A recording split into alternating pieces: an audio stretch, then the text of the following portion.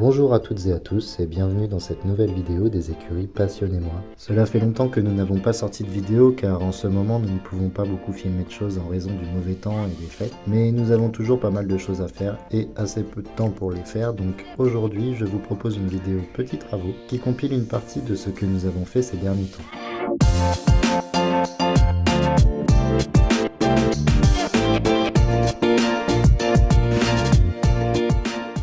Il faut savoir que je n'ai aucune compétence particulière en bricolage et en mécanique et qu'en dehors de l'entretien des espaces verts, ce n'est pas trop mon truc.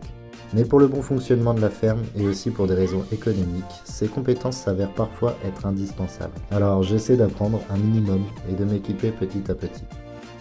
Une de nos missions a été de positionner la remorque du tracteur à cet endroit pour que Salomé puisse y mettre le fumier lorsqu'elle fait les box. Nous avons bien un emplacement pour le mettre au fond du jardin, mais quand le sol est trop boueux, y aller avec la brouette pleine devient trop compliqué. Mais avant ça, un petit entretien du tracteur s'imposait. En effet, maintenant que j'ai lu le manuel d'entretien, je sais qu'il convient de graisser et vider une petite purge régulièrement, donc c'est parti!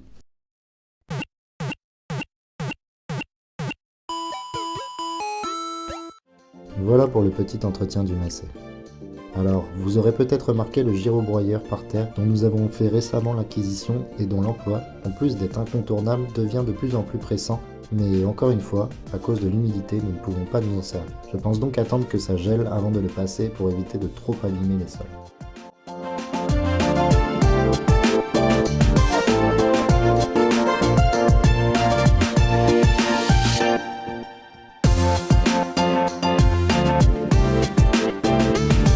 Je commence tout juste à m'habituer à manœuvrer avec la remorque, mais au début j'avais vraiment du mal.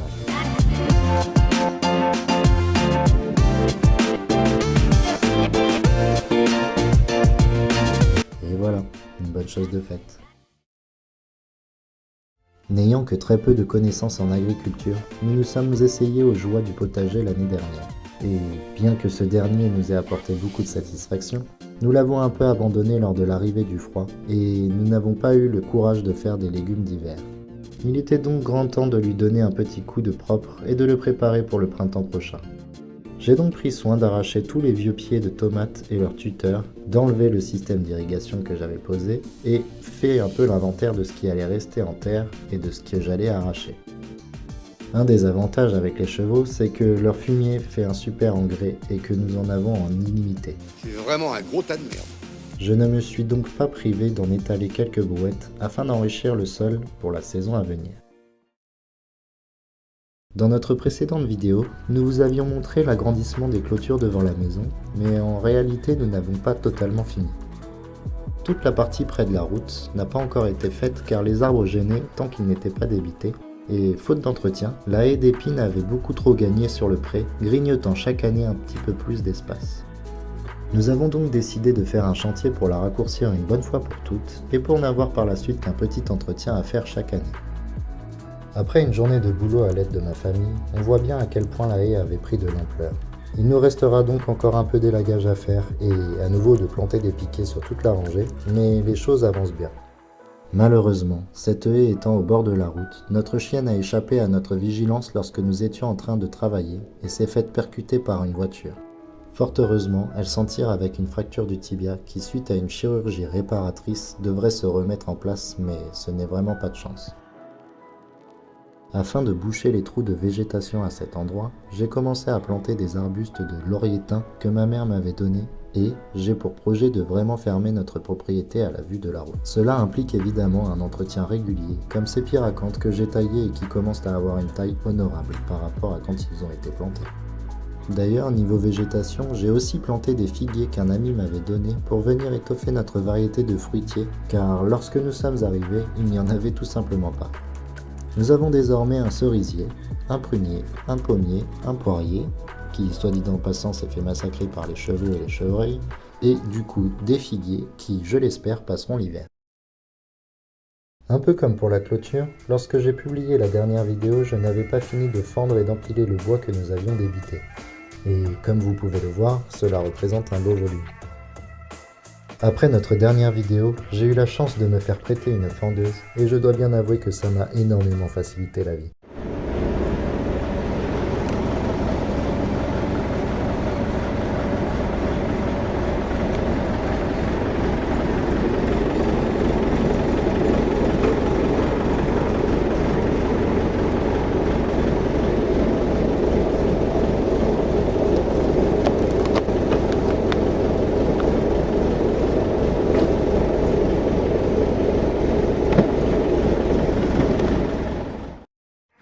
ne restait donc plus qu'à finir d'entasser ce bois fraîchement fendu à l'aide de Salomé, histoire de cleaner un petit peu sous le hangar. Il faut savoir qu'en plus de ne pas être super pour le chauffage, ce bois va devoir sécher pendant 1 à 2 ans avant de pouvoir être utilisé pour la cheminée. Je n'ai donc pas encore fini avec le bois, car il faut désormais couper celui qui est sec pour qu'il puisse rentrer dans la cheminée et nous chauffer cet hiver. Et regardez qui est revenu d'entre les morts. Après démontage par mon frère et réglage du carburateur, il semblerait que ma tronçonneuse n'ait pas dit son dernier mot. Il faudra tout de même que je rachète certaines pièces, mais pour le moment ça fera l'affaire. Comme il n'arrête pas de pleuvoir en ce moment, il est parfois compliqué de travailler à l'extérieur, donc pour ne pas rien faire, je me suis aussi motivé à ranger mon atelier qui nous a été laissé avec pas mal de bordel lors de l'achat. J'avais déjà commencé à dégrossir, mais j'avais fini par le laisser de côté à l'arrivée des beaux jeux. C'est aussi l'occasion pour moi de vous présenter cette partie-là du bâti dont nous ne savons pas encore ce que nous allons faire.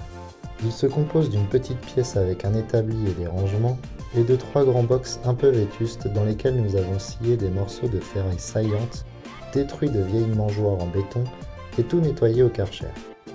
Mais une fois nettoyé, nous nous sommes rendus compte que le sol des box était fissuré et que l'évacuation de l'eau n'était plus fonctionnelle. De plus, il y a tellement de problèmes d'humidité en tout genre qu'une épaisse couche de salpêtre recouvre les murs du fond. Un jour donc, nous le transformerons peut-être en grand atelier, en sellerie, en extension des écuries, ou que sais-je encore, mais pour le moment, je me contente juste de le ranger. Maintenant que Connie est vaccinée, nous avons pu lui mettre des voisines de près et la cohabitation semble bien se passer. Cependant, Salomé a récemment été contactée par une amie à elle qui lui a demandé si nous avions de la place pour une pension et nous avons une nouvelle fois accepté. Nous avons donc pris la décision de les remettre dans les prés situés derrière la maison, le temps d'accueillir notre nouveau pensionnaire Vaquero, un seul français de concours que nous accueillons pour une durée de 8 mois. Le truc avec les prés de derrière, c'est que nous ne les avons pas encore rafraîchis et que pour le moment, ils ne sont pas électrifiés. Pour Doudou, cela ne pose pas de problème, car elle est respectueuse des clôtures, et pour Clara, cela n'avait encore jamais posé de problème, mais d'un autre côté, elle n'avait encore jamais testé. Et c'est comme ça qu'un matin, en allant chercher du bois pour la cheminée, j'ai vu un crottin sous le hangar, et, bien évidemment, j'ai compris tout de suite qu'il y avait un truc louche. Madame avait passé la clôture pour aller se nourrir directement à la source. Doudou, elle, s'est juste affolée en faisant des allers-retours frénétiques devant les fils, labourant au passage toute cette partie du pré. Alors fort heureusement, elle n'est pas allée bien loin, mais non contente de son forfait, elle est quand même allée voir si elle ne pouvait pas libérer ses petits camarades, et a ensuite sectionné d'un coup de dent le fil du bas de la clôture de Vaquero. Malheureusement pour elle, celui-ci était bien électrifié, et je pense que la punition n'a pas dû être agréable. Nous avons donc remis tout ce petit monde dans les prés électrifiés, et malgré un début un peu tendu, le calme est revenu chez nos pensionnaires. Et voilà pour cette vidéo qui touche désormais à sa fin. Je vous remercie de l'avoir regardé jusqu'au bout si c'est le cas, et vous dis à la prochaine.